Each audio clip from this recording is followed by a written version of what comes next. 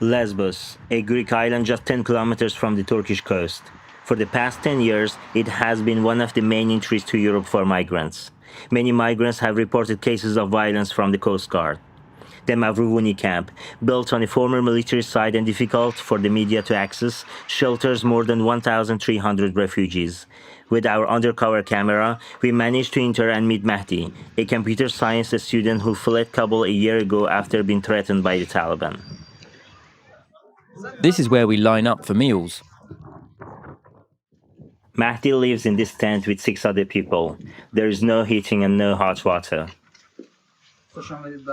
This is our shelter, where we live.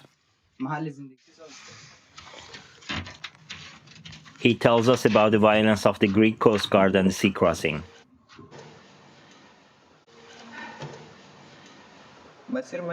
This road is the road of death. Most people drown and never make it here.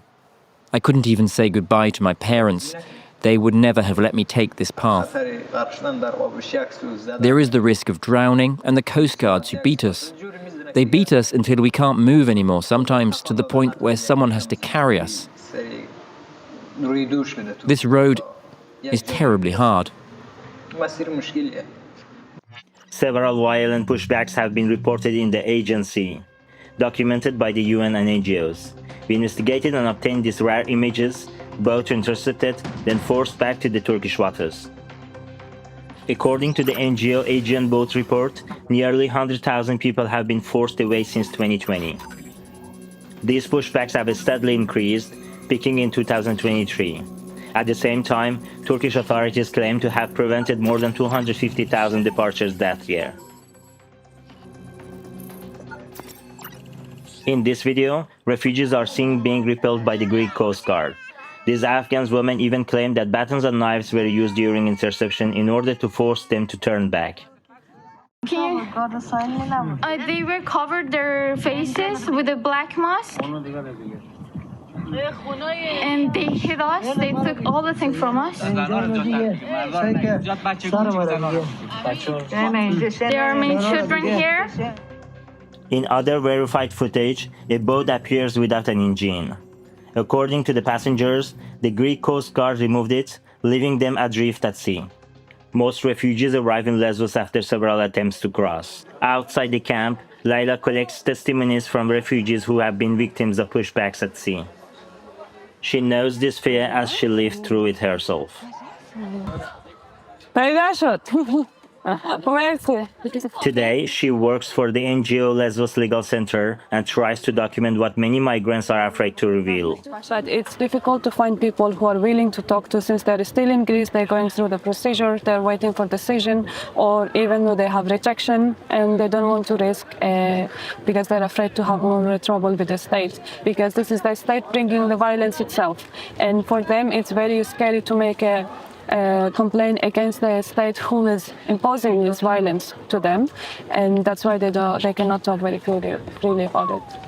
At the legal center, what Layla describes, she sees every day here in Lesbos. In Greece, the right to asylum exists on paper.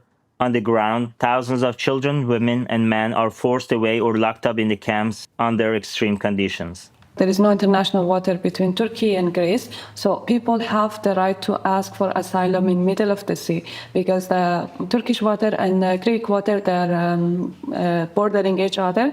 So as soon as they leave Turkish water, they're already in Greek territory, they have the right to ask for asylum.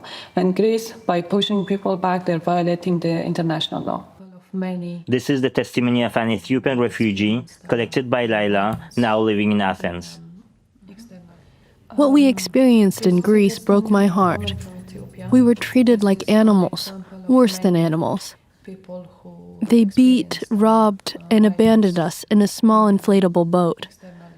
They even forced me to undress and threatened to rape me. Amnesty International says that illegal pushbacks in the agency has been going on for over a decade, which Greek authorities deny. Amnesty International has been documenting pushbacks at land and sea borders in Greece since 2013 to 2014. So we can confidently say it's been 10 years of continuous reporting of pushbacks. This hasn't changed. In 2025, we continue to see other NGOs reporting on pushbacks, and unfortunately, we still don't see accountability for them, nor for dangerous practices at borders. This resident of Lesbos criticizes what she sees as a European policy being openly hostile to refugees. On the island, opinions remain divided between solidarity and fatigue. Most of the governments in Europe, unfortunately, follow this policy, is anti-refugee. They're trying to make their lives harder, and the best example is the new camp they are building in the middle of nowhere on this island. The new closed Vastria camp, built in a remote area in the center of the island, cost nearly 90 million euros funded by Europe. The high security facility is expected to host 5,000 asylum seekers.